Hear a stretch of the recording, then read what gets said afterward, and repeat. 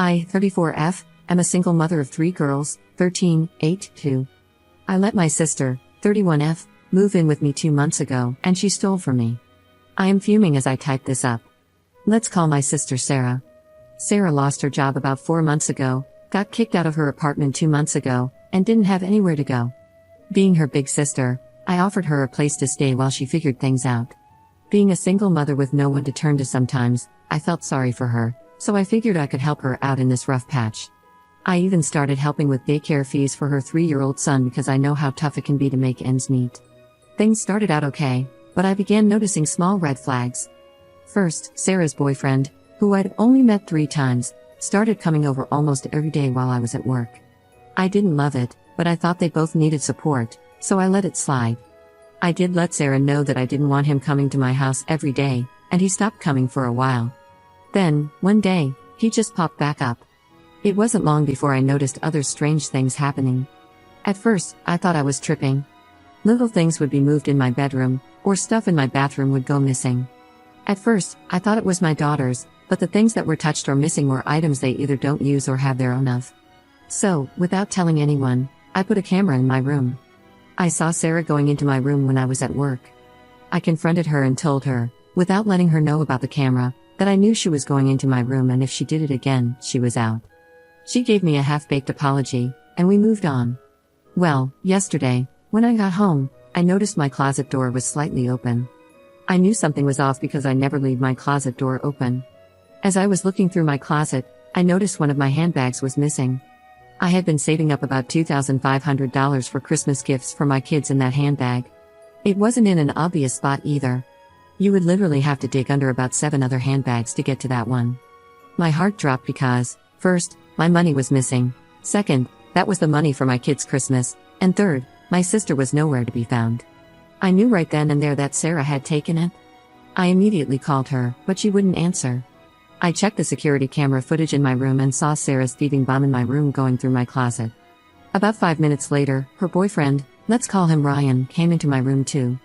They had to have picked the lock because I made sure my room was locked before I left for work that morning. They spent 45 minutes in my room, going through all my stuff and trying to put it back like it was. I was devastated. I let her move in with me rent-free and bill-free, and this is how she repays me? About 2 hours after I got home, Sarah and Ryan showed back up. I confronted her immediately. At first, she flat out lied and denied it, claiming I was mistaken or that I had misplaced the money. But I didn't back down. I told her I had the entire thing on camera, everything, including her and her boyfriend going through my things. She was caught red-handed. I told her she had until the end of the day to return the money, or I'd be pressing charges. She started freaking out, saying I was being unreasonable. I really wanted to put my hands on her, but I have too much to lose. She even tried to drag our dad and her mom into the situation, calling them to intervene on her behalf. But I wasn't having it. I told them both to stay out of it, that I was handling it my way, and they had no right to defend her when she was clearly in the wrong. And if they wanted to defend her, they could give me the $2,500 back. That shut them right up. I also told them they didn't have the right to say anything to me about this because they were willing to let her and their grandchild sleep outside because they weren't ready to have a toddler around right now. By 8 p.m., she still hadn't given me the money back, and I had no choice but to call the police. I filed a report and gave them the footage. By the time the police got there, Sarah and Ryan had jumped in his car and left. They're both on the run now, and no one knows where they are. I'm sure she's trying to hide, but I have no idea if they'll even come back or if I'll get my money back. I'm still in shock. I've always tried to help her, and this is how she repays me.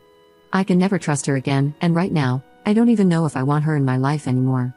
It's one thing to make mistakes, but to steal from family when I've been helping you? It feels like a betrayal on a whole new level. I'm just wondering, should I have handled this differently? I really wanted to hurt her, and the only reason I didn't was because of my daughters. Even though they aren't with me right now, I still don't want to mess up there in my future. I got a call from one of my cousins, and she told me that she was on my side, but she also mentioned that my dad and his wife called her mom, trying to talk junk about me. My aunt shut it down. She apparently told my dad that he and his wife created the monster my sister is because they never said no and gave her everything she wanted. I love my aunt for sticking up for me. I'm just trying to process everything, and honestly, I'm struggling to figure out what comes next. Update 2 days later. Hey everyone, first off, I would like to thank everyone for the kind words and support. It really means a lot to me. So again, thank you. To the people saying it's my fault, you can go to hell. That just shows me that you would steal from anyone at any time if given the opportunity. Now, for the update. Bear with me, I worked overnight last night and barely got any rest today because of this situation. When I got off work this morning, I really didn't feel like going upstairs to my room, so I laid on the couch. Around 10:30, I heard someone at my front door. When I opened it, it was my sister, looking stupid. When I realized who it was, I punched her right in the face. She tried to run, but I grabbed her and pulled her inside my house. She was alone. I asked her where my nephew was, and she told me he was with her childhood best friend, who I'll call Alex. I didn't believe her, so I made her call Alex so I could see for myself, and he was. Thank God he's with Alex because Alex is an angel. I asked my sister where my money was, and she said it was gone. I said I knew that, but I wanted to know where it went. This idiot looked me in the eyes and told me she and Ryan spent the money on DoorDash, going out to eat and weed. I just stood there and looked at her. She didn't say anything, and I knew she thought I was going to punch her again because every time I moved, she would flinch.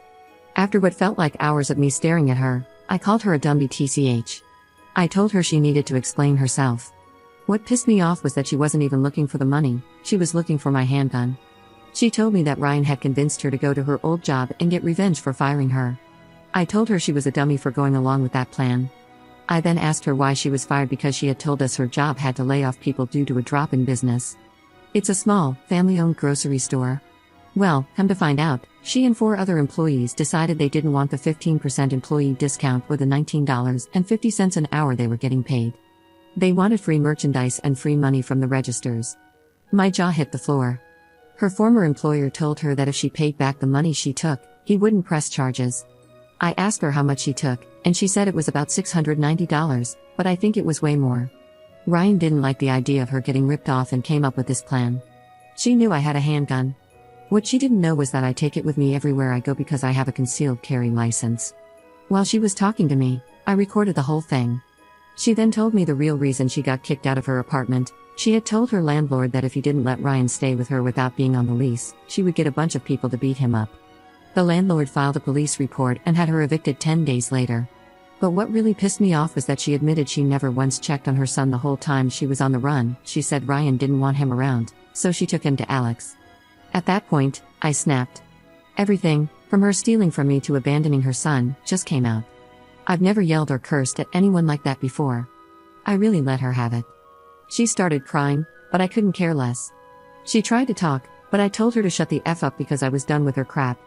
I told her she was a piss-poor excuse for a human being and a mother. I told her she should be ashamed of what she did to me and how she was treating her son. I told her I was going to help Alex get custody of her son because she didn't deserve him.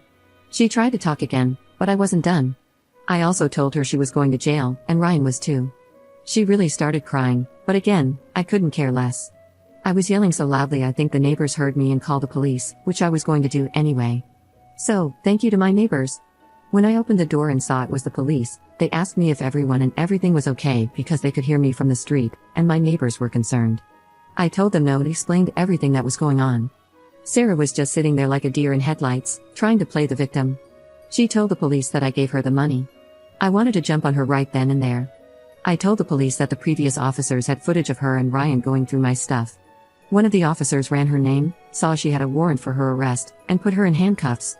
They took Sarah outside and searched her. The police pulled some money out of her pocket, and she told them to give it to me. This stupid idiot wanted them to give me $24.76. Yes, I counted it. I told them to keep it because she was going to need it. The police asked her how she got there, and Sarah said Ryan dropped her off. They asked her where Ryan was, and she said he was around the corner waiting for her. When one of the officers went to check, the dummy was still there, sleeping. So, he went to jail too. I called my dad and told him what was going on. To my surprise, he must have had a change of heart.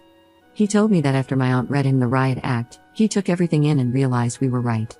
He told me that Sarah was going to have to pay for what she did. I also told him about my nephew, but he already knew he was with Alex and was glad he was with her. I told him about helping Alex get custody of my nephew, and he told me to do what I had to do. The reason I want Alex to get custody is that she's great with my nephew. She loves him, and he loves her. He's also happier when he's with Alex. Even when she would visit Sarah, my nephew wouldn't leave Alex's side. She also said that if anything ever happened to my sister, she would take my nephew without hesitation. Sarah's mom is pissed at me because I won't drop the charges, and I gave the police the recording of her telling me her real plan, which added more charges.